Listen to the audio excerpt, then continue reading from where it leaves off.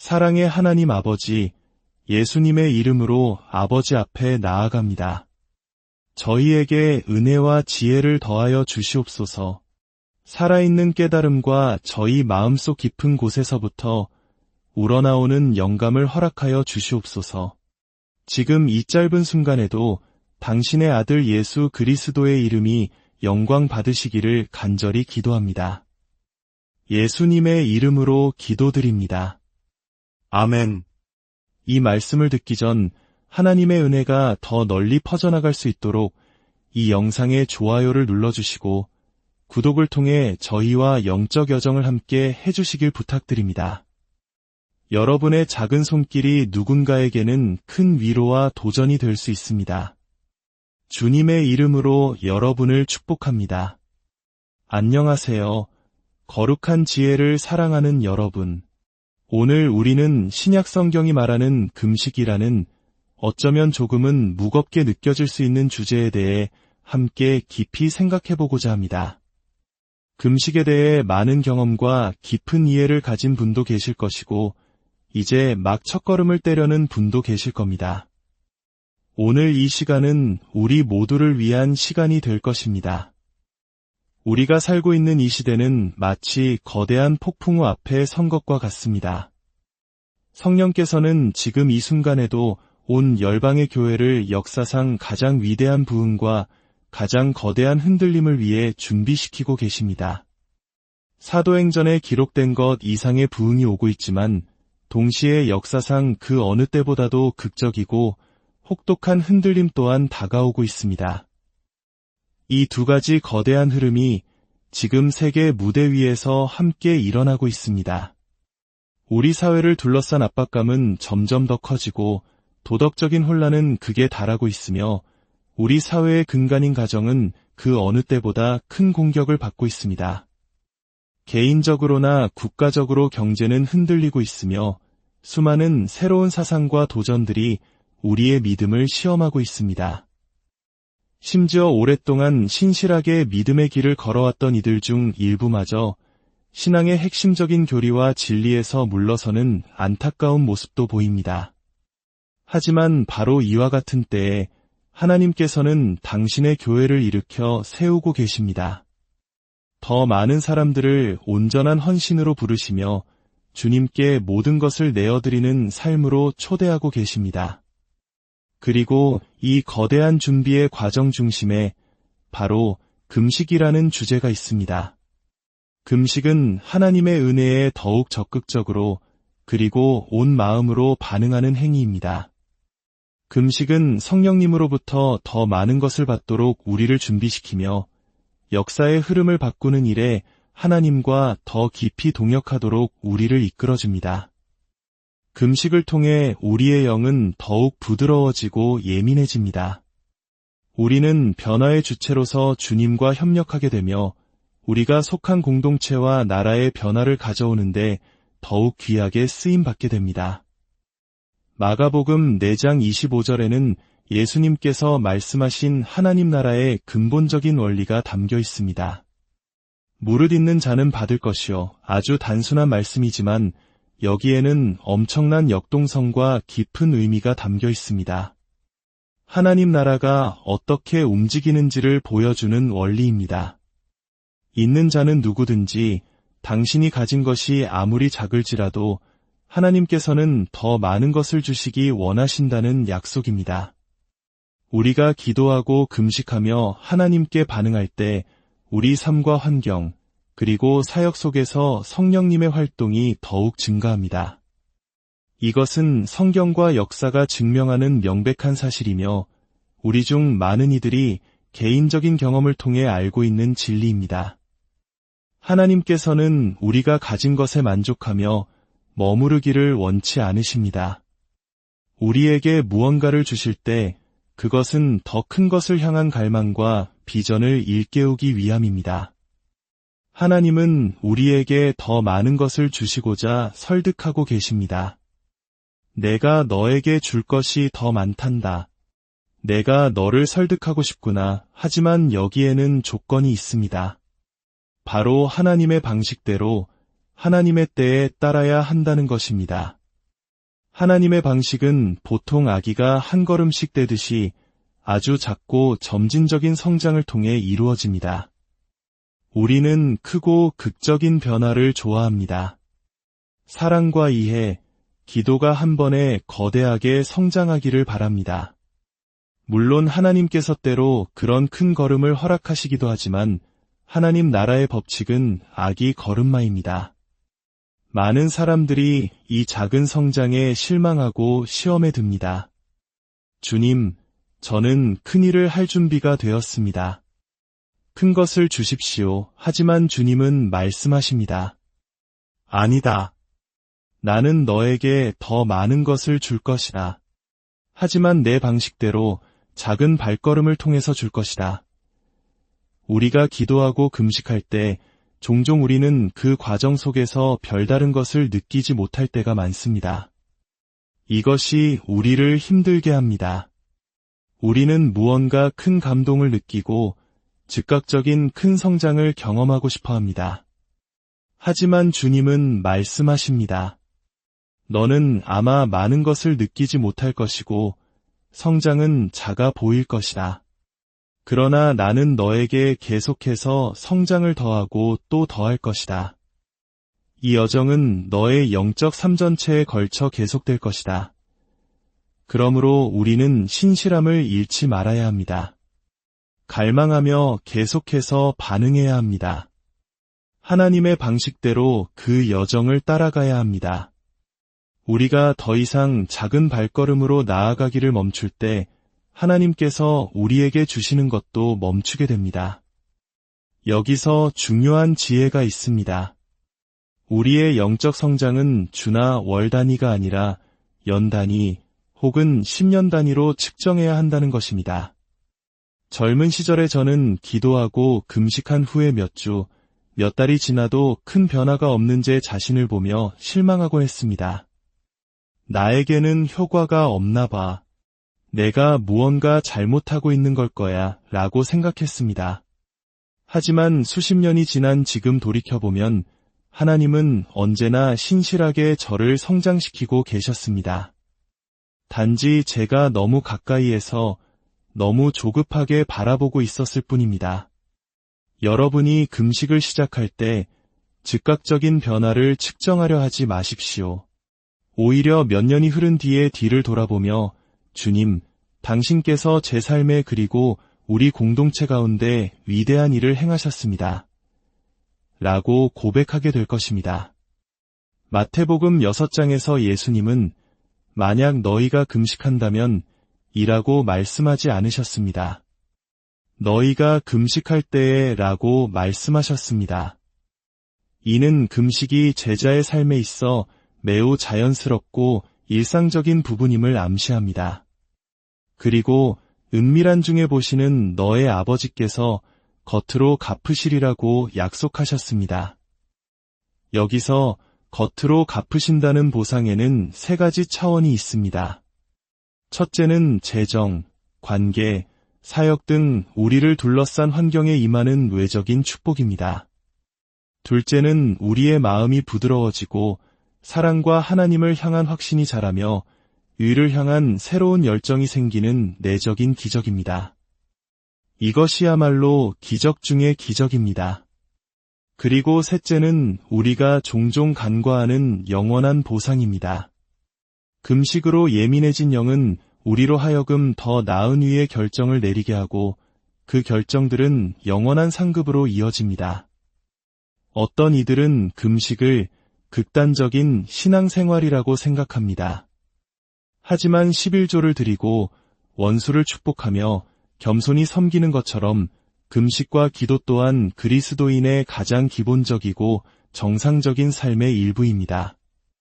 급진적인 것이 아니라 기본기인 것입니다.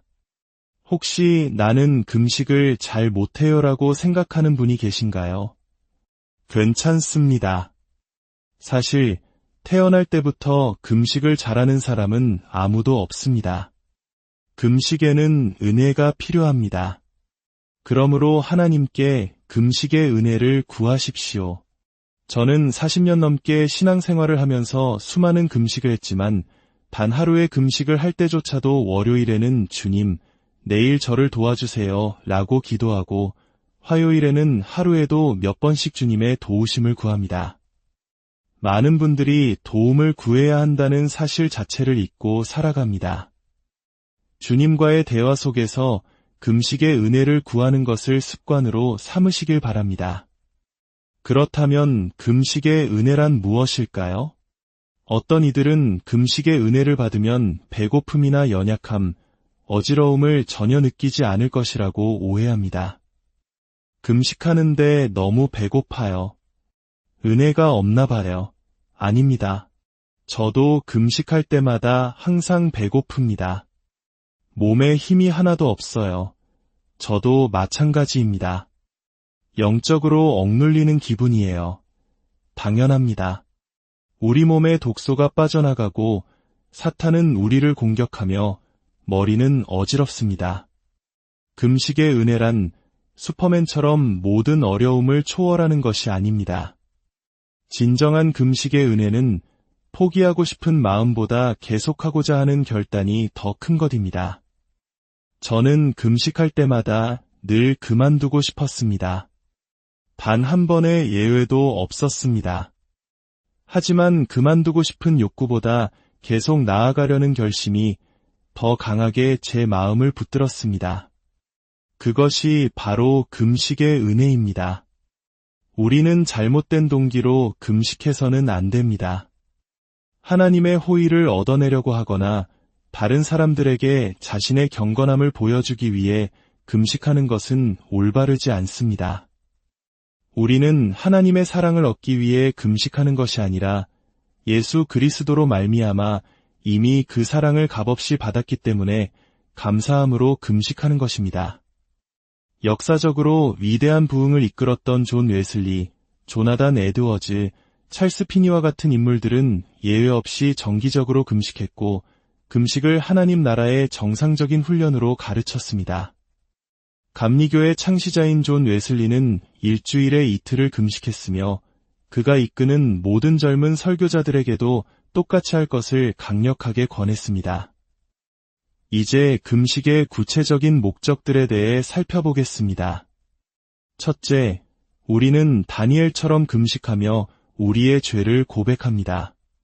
오랫동안 미뤄왔던 문제들, 하나님 앞에서 해결하기로 약속했지만 계속 미루고 있던 그 문제들을 완전히 정리하고 불태워버릴 절호의 기회입니다. 시간, 돈, 태도, 언어 습관 등 이번 금식 기간을 통해 그 문제들과의 다리를 완전히 불태우고 자유를 얻으시기를 축복합니다. 둘째, 하나님의 약속의 성취를 위해 금식합니다. 하나님께서 우리 각자에게, 가정에게, 그리고 공동체에게 주신 예언적 약속들은 보증수표가 아니라 초대장입니다. 우리가 그 초대의 기도로, 금식으로, 겸손과 섬김으로 꾸준히 응답할 때 그 약속은 비로소 우리의 삶 속에서 실현됩니다. 셋째, 개인적 혹은 국가적 위기를 막기 위해 금식합니다. 우리 사회가 겪고 있는 경제적, 도덕적 위기, 가정의 위기 앞에서 금식은 하나님의 능력과 은혜를 풀어 위기를 막거나 최소화시키는 강력한 영적 무기입니다. 넷째, 더 큰 능력의 나타남을 위해 금식합니다. 마태복음 17장에서 제자들은 귀신 들린 아이를 고치지 못했습니다. 예수님께서는 그 아이를 고치신 후 제자들에게 이렇게 말씀하셨습니다. 이런 종류는 기도와 금식이 아니면 나가지 아니하느니라. 금식과 기도가 영적 권위를 얻게 해주는 것은 아닙니다. 권위는 십자가에서 승리하신 예수님께서 이미 우리에게 값없이 주신 선물입니다. 하지만 금식은 우리의 영을 부드럽게 하여 우리가 그 권위를 사용하는 데 필요한 계시와 믿음을 훨씬 더 크게 갖도록 우리를 준비시킵니다. 우리의 믿음이 강해질 때 하나님의 능력이 더 위대하게 나타나는 것입니다. 다섯째, 열린 하늘과 초자연적인 인도를 위해 금식합니다. 다니엘이 금식하며 기도했을 때 천사 가브리엘이 나타나 말했습니다. 내가 기도할 때에 내 말이 들린 바 되었으므로 내가 내 말로 말미암아 왔느니라. 우리가 금식하며 부르짖을 때 천사들의 활동이 증가하고 하늘의 문이 열립니다. 또한 우리의 개인적인 삶, 가정, 직장, 그리고 교회를 위한 하나님의 뜻과 방향을 더욱 선명하게 깨닫게 됩니다. 이제 가장 중요한 부분입니다. 예수님께서는 구약에는 없었던 전혀 새로운 차원의 금식을 소개하셨습니다. 저는 이것을 신랑을 기다리는 금식이라고 부릅니다. 마태복음 9장에서 세례 요한의 제자들이 예수님께 와서 묻습니다. 우리와 바리새인들은 자주 금식하는데 어찌하여 당신의 제자들은 금식하지 않습니까? 그들은 진심으로 혼란스러웠습니다. 그때 예수님께서는 질문에 질문으로 답하십니다. 혼인집 손님들이 신랑과 함께 있을 동안에 슬퍼할 수 있느냐? 이 말씀은 그 자리에 있던 모두를 당황하게 만들었습니다. 예수님은 자신을 신랑에, 그리고 제자들을 신랑의 친구들에 비유하셨습니다. 신랑이신 예수님, 즉 하나님께서 육신을 입고 바로 곁에 계실 때 그분의 사랑과 임재를 직접 느끼며 기뻐하는 것이 마땅하지 더 깊은 만남을 위해 슬퍼하며 금식할 때가 아니라는 뜻입니다. 제자들이 먹고 마시며 이야기하는 것은 그들이 하나님과의 깊은 교제와 축제를 누리고 있다는 증거였습니다. 그러나 예수님은 이어서 충격적인 말씀을 하십니다. 그러나 신랑을 빼앗길 날이 이르리니 그때에는 금식할 것이니라. 사도들은 이 말을 이해하지 못했습니다. 예수님은 당신의 십자가 죽음과 부활, 그리고 승천 이후의 시대를 말씀하고 계셨습니다. 신랑이신 예수님께서 육신으로는 더 이상 곁에 계시지 않는 시대, 그때가 되면 제자들은 예수님과 함께 걸었던 그 3년 반 동안의 친밀함, 그분의 눈빛에서 느꼈던 사랑, 그 가까움을 사무치게 그리워하며 애통하게 될 것이라는 의미입니다. 그리고 바로 그 애통함과 그리움, 더 깊은 친밀함을 향한 갈망이 새로운 금식의 동기가 될 것이라고 말씀하신 것입니다. 이것이 바로 신랑을 기다리는 금식의 핵심입니다. 이 금식은 무언가를 얻어내기 위한 금식이 아닙니다. 능력을 얻거나 위기를 피하거나 인도를 받기 위한 목적을 넘어섭니다.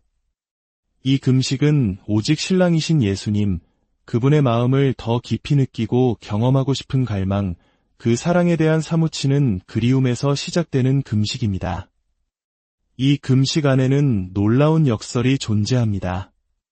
우리는 하나님께서 이미 주신 은혜에 대해 깊이 감사하며 기뻐합니다. 동시에 우리는 아직 경험하지 못한 더 깊은 차원의 사랑과 임재를 향해 간절히 애통하며 부르짖습니다. 감사하지만 만족하지 않고 기뻐하지만 동시에 더 깊은 곳을 향해 갈망하는 것. 이것이 신랑을 기다리는 신부된 교회의 마음입니다.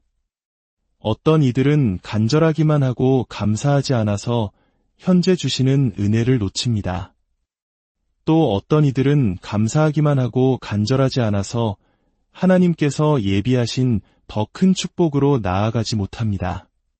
우리는 이 두 가지 마음을 모두 품어야 합니다. 사랑하는 여러분, 저는 제 현재의 영적 상태에 머무르기를 거부합니다. 하나님께서 지난 세월 동안 제 마음에 행하신 일들에 대해 말할 수 없이 감사합니다. 하지만 저는 더 많은 것을 위해 절박합니다. 저는 더 큰 갈망을 원합니다. 하나님으로부터 오는 사랑의 바다, 그 불타는 열정을 더 느끼고 싶고 하나님을 향해 제 마음이 더 불타오르기를 원합니다. 금식은 우리의 영적 그릇을 넓히는 촉매제와 같습니다. 하나님의 사랑을 더 많이, 더 빨리, 더 깊이 받기 원하십니까? 여러분의 기도 생활에 금식을 더하십시오. 마지막으로 몇 가지 실질적인 지혜를 나누고자 합니다. 금식은 언제나 자발적인 것입니다. 누구도 강요할 수 없으며 그래서도 안 됩니다. 또한 자신의 나이와 건강 상태, 삶의 환경을 반드시 고려해야 합니다. 질병이 있거나 특별한 상황에 있는 분들은 반드시 의사의 지도하에 금식을 해야 합니다. 어린 자녀들에게는 음식 금식 대신 과자나 미디어, 게임을 절제하도록 격려하는 것이 지혜롭습니다. 아이들이 브로콜리를 먹으며 우리는 21일 동안 쿠키를 못 먹었어 라고 말하는 것도 하나님께서 기쁘게 받으시는 아름다운 금식이 될 수 있습니다. 사랑하는 성도 여러분, 이제 잠시 눈을 감고 우리의 마음을 주님께 드립시다. 여러분 각자의 상황 속에서 어떤 수준으로, 어떤 방식으로 이 영적 여정에 동참할지 주님께 여쭈어 보십시오. 그리고 그 마음의 결단을 조용히 주님께 아뢰십시오. 주님, 저는 주님을 더 깊이 만나고 싶습니다. 더 명확한 인도를 받고 더 큰 능력을 경험하고 싶습니다. 하지만 무엇보다도 주님의 마음을 더 느끼고 주님을 더 사랑하고 싶습니다. 주님, 이 말씀을 듣는 모든 심령 위에 금식의 은혜를 부어주시옵소서. 직장에서 일하는 이들에게, 가정을 돌보는 어머니들에게, 연로하신 분들과 어린 아이들에게 각자의 상황에 맞는 은혜를 부어주시옵소서. 그리하여 우리가 함께 하나님의 은혜를 향한 이 거룩한 여정을 떠나게 하옵소서. 여러분의 삶에 하나님의 평강과 능력이 가득하기를, 그리고 이 금식의 여정을 통해 신랑 되신 주님과 더 깊은 사랑의 관계로 나아가게 되시기를 예수 그리스도의 이름으로 간절히 축원합니다.